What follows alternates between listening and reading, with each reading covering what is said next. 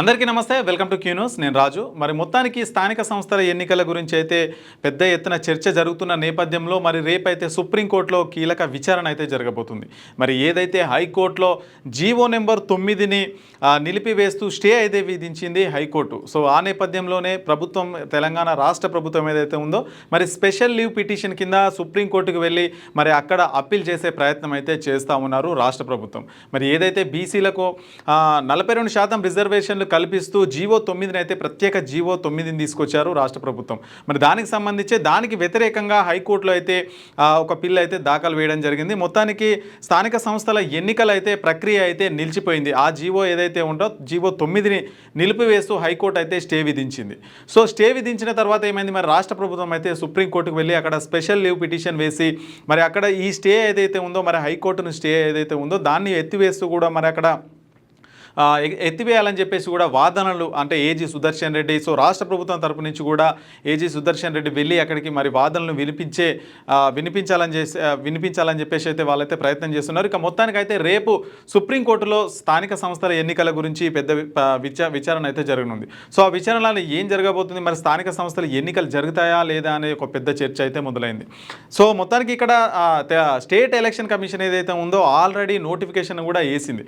So notification వేసిన కూడా మరి అదైతే ఆల్రెడీ ఒకవేళ రద్దు అయిపోయినట్టే. ఎందుకంటే మరి 42% రిజర్వేషన్ కల్పిస్తూ రాష్ట్ర ప్రభుత్వం అయితే సో ఆ విధంగా రిజర్వేషన్లు అయితే ఖరారు చేసినాయి. మరి జీవో 9 ప్రకారం అయితే రిజర్వేషన్లు ఖరారు చేసినప్పటికీ ఆ జీవో 9ని నిలిపివేస్తూ హైకోర్టు 4 వారాల పాటు అయితే స్టే విధించింది దానిపైన.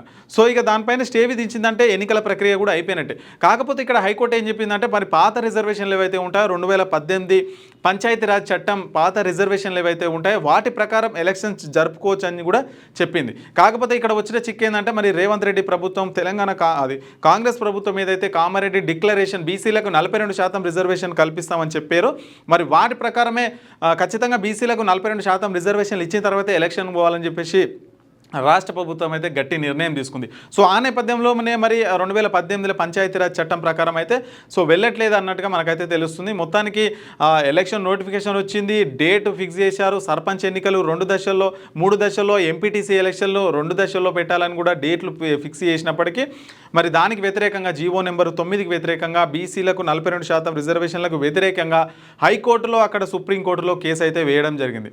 మరి సుప్రీంకోర్టులో హైకోర్టులో విచారణ పెండింగ్లో ఉండగానే మరి సుప్రీంకోర్టు కూడా వెళ్ళడం జరిగింది. మరి అక్కడ సుప్రీంకోర్టులో అయితే కొట్టివేయడం జరిగింది. మరి రీసెంట్గా హైకోర్టు మరి వారం రోజుల క్రితం అయితే స్టే ఇవ్వడం జరిగింది. 4 వారాల పాటు స్టే ఇవ్వడం జరిగింది. సో దీనికి సంబంధించి ఇక్కడ రాష్ట్ర ప్రభుత్వం మరి స్పెషల్ లీవ్ పిటిషన్ కింద సుప్రీంకోర్టులో పిటిషన్ అయితే దాఖలు చేయడం జరిగింది. మరి ఏదైతే హైకోర్టులో స్టే విధించిందో మరి ఆ స్టేను కూడా ఎత్తివేస్తూ మరి మాకు బీసీలకు 42% రిజర్వేషన్లు కల్పించాలి, మరి దానికి అనుకూలంగా మరి తీర్పు ఇవ్వాలని చెప్పేసి కూడా సుప్రీంకోర్టు ముందు పెద్ద ఎత్తున వాదనలు అయితే వినిపించబోతుంది ప్రభుత్వం. మరి రేపు ఏం జరగబోతుంది, ఒకవేళ గనక సుప్రీంకోర్టులో మరి హైకోర్టు ఏదైతే స్టే విధించిందో దాన్ని ఎత్తివేస్తే మాత్రం ఖచ్చితంగా మరి ఎలక్షన్స్ అయితే జరుగుతాయి. మరి అట్లా జరుగుతుందా లేదా అనే గురించి అంశం మాట్లాడుకుంటే మరి ప్రస్తుతం అయితే సుప్రీంకోర్టు అయితే 50% రిజర్వేషన్ పరిమితి ఏదైతే ఉంటుందో మరి దాన్ని మించకుండా ఎలక్షన్స్ జరపాలని చెప్పేసి ఆ మధ్య తీర్పు అయితే సుప్రీంకోర్టు ఏదైతే ఉందో అది ఇచ్చింది. మరి దాని ప్రకారం ఇప్పుడు ఈ సుప్రీంకోర్టు ఏదైతే ఇచ్చిందో మరి 50% దాటొద్దని ఇక్కడ మరి చూసుకుంటే 42, ఇక్కడ బీసీలకు 42%, ఎస్సీలకు 15%, ఎస్టీలకు 10% చూసుకుంటే మరి 67% వరకు అయితే వెళ్తుంది. మరి సో ఆ నేపథ్యంలో మరి ఏం చెప్తుంది సుప్రీంకోర్టు, మరి 50% దాటొద్దని చెప్పేసి అక్కడ ఉన్నప్పటికీ మరి ఇది ఎట్లా సాధ్యమవుతుంది అనేది కూడా అర్థం కాని పరిస్థితి.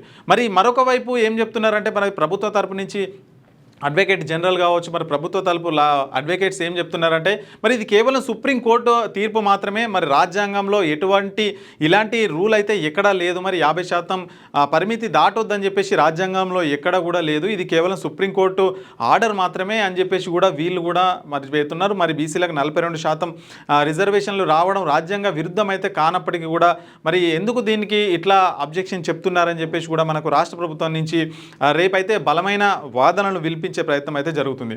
సో మొత్తానికైతే రేపైతే మరి ఎలాంటి విచారణ జరగబోతుంది, స్థానిక సంస్థల ఎన్నికలు జరుగుతాయా లేదా అనేది అయితే సుప్రీంకోర్టు ఏదైతే తీర్పు ఇవ్వబోతుందో మరి దానిపైనే ఆధారపడి ఉంటుంది. ఒకవేళ కనుక మరి ఈ జీవోకు అనుకూలంగా తీర్పు వస్తే కనుక ఎలక్షన్స్ అయితే జరుగుతాయి. సో మళ్ళీ ఎలక్షన్ కమిషన్ ఏదైతే ఉంటుందో మళ్ళీ డేట్స్ అయితే ప్రకటించడం జరుగుతుంది. మరి ఒకవేళ మరి ఖచ్చితంగా ఇది 50%కు విరుద్ధంగా ఉంది, దాటకూడదు అనే పరిమితి ఉంది, ఖచ్చితంగా దీన్ని నిలిపివేస్తున్నామని సుప్రీంకోర్టు చెప్తే మరి మొత్తానికైతే ఎలక్షన్స్ అయితే ఆగిపోతాయి.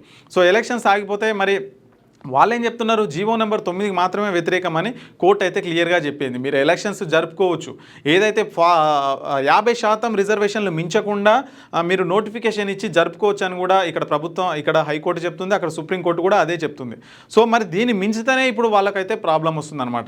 సో ఎట్లా మరి దీన్ని ఎట్లా అధిగమించాలి, ఎట్లా వేయాలని చెప్పేసి కూడా ప్రభుత్వం తరపు నుంచి అడ్వకేట్స్ కావచ్చు, ప్రభుత్వ పెద్దలు కావచ్చు, మరి అక్కడ సుప్రీంకోర్టులో రేపైతే విచారణ జరుగుతున్న నేపథ్యంలో ఏం జరగబోతుందని చెప్పేసి మరి తెలంగాణ రాష్ట్ర వ్యాప్తంగా కూడా ఒక ఉత్కంఠ అయితే తేలనుంది. సో రేపైతే మరి ఏం జరగబోతుంది, సుప్రీంకోర్టు ఏ విధంగా తీర్పు ఇస్తుందని చెప్పేసి అయితే మనం ఇంకా వెయిట్ చేయాల్సి ఉంటుంది. ఒకవేళ జీవోకు అనుకూలంగా తీర్పు వస్తే కనుక ఎలక్షన్స్ అయితే మళ్ళీ వస్తాయి. సో మొన్న స్టేట్ ఎలక్షన్ కమిషన్ వేసిందో మరి ఆ డేట్స్ అయితే అవైతే పనికిరావు. సో మళ్ళీ కొత్తగా వేయాల్సి వస్తుంది. ఒకవేళ రేపు మరి జీవో నెంబర్ 9కి వ్యతిరేకంగా ఏదైతే మరి వ్యతిరేకంగా తీర్పు వస్తే కనుక ఈ ఎలక్షన్స్ ఇప్పటితోనైతే ఆగిపోతాయి. సో దాని గురించి ఒకవేళ ఆగిపోతే ప్రభుత్వం ఏం చేయాలని చెప్పేసి కూడా మళ్ళీ ఆలోచించి మళ్ళీ ఎలక్షన్స్ ఎట్లా నిర్వహించాలి, బీసీలకు 42% రిజర్వేషన్లు ఎట్లా కల్పించాలని చెప్పేసి కూడా రకరకాలుగా ఆలోచిస్తున్న నేపథ్యంలో మొత్తానికైతే ఇప్పుడు ఈ అంశం సుప్రీంకోర్టు వరకు అయితే వెళ్ళింది. రేపు విచారణ జరగనుంది. సో ఆ విచారణలో ఏం జరుగుతుంది, మరి బీసీలకు 42% రిజర్వేషన్లు వస్తాయా, స్థానిక సంస్థలు ఎన్నికలు జరుగుతాయా లేదా అనే అంశం అయితే మనకి ఇంకా రేపైతే తెలియనుంది. లేటెస్ట్ న్యూస్ తెలుగు మరియు ఇంగ్లీష్ అప్డేట్స్ కోసం ఇప్పుడే క్యూన్యూస్ అఫీషియల్ యాప్ ని ప్లే స్టోర్ నుండి డౌన్లోడ్ చేసుకోండి. సరికొత్త సమాచారాల కోసం క్యూన్యూస్ వెబ్సైట్ ని ఫాలో అవ్వండి. ఛానల్లో ప్రాంతీయ, జాతీయ, అంతర్జాతీయ వార్తలు వీక్షించండి. లైక్ చేయండి.